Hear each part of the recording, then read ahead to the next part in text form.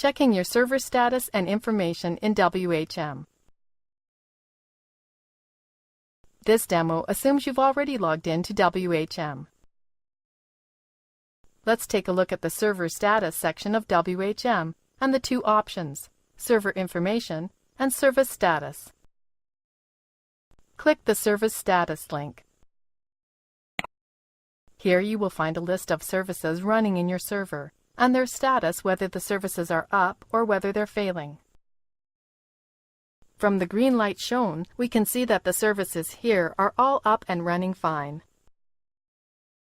If the lights were red, failing, or yellow, about to fail, then more investigation would be needed to find out why and how to get the services back up and running.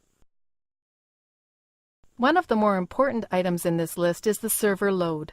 It is a good indication of how hard the server is being run. If the load gets much above 1.00, depending on your server configuration, it may be overloaded, and should address this with your server administration. Here at the bottom of the list of services, list your hard drive partitions and how much storage space is being used by each. It is typically the /home directory where all the hosting account files are located, so you should ensure there's lots of space available here.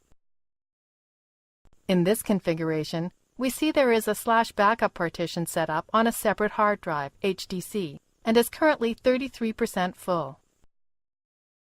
Now click the Server Information link. On the Server Information page, you can see the complete details of your server. In this case, the server has an Intel Pentium 4 1.7 GHz processor with 256 kilobytes of cache. The server has 512 megabytes RAM memory.